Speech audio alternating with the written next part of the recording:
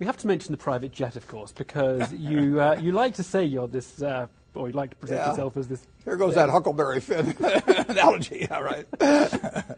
So why the private jet? That's the one indefensible because thing. It makes my life better.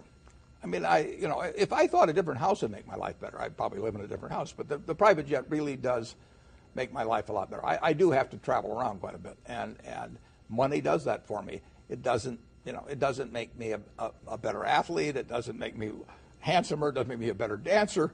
But it does make life a lot easier for me if I have a jet, and so I use money for that. And I'd be crazy if I didn't.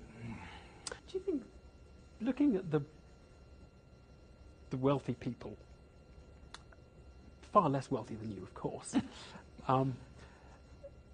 do you think they have the right approach to money? I mean, because I wonder whether what you teach us about money is not how to make it, but is how really to value it.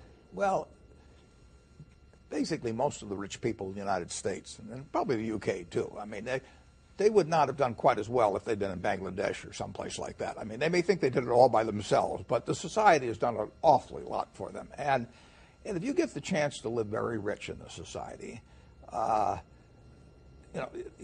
you really ought to, in my view, you ought to have a taxation system, but you also ought to have a personal value system where you believe that a lot of that ought to go back to the people that got the short straws in life. I mean, when I was born, I was wired in a certain way. It works wonderfully in a big capitalist society. It wouldn't work so well if I'd been someplace where they devalued physical, ability or whatever it may be. But I get paid off enormously. No great credit to me. I mean, I just was lucky at birth, and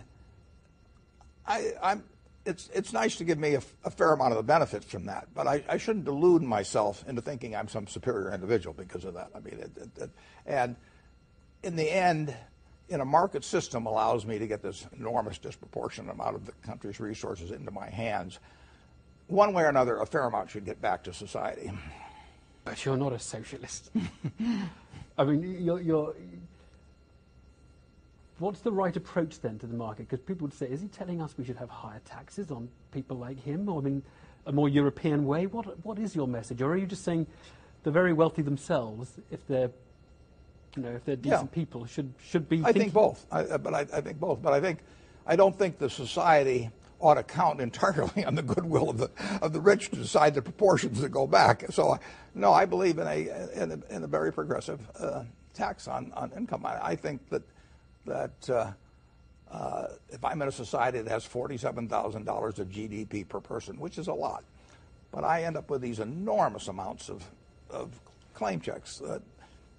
And like I say, I was born that way. Stick me down some other place.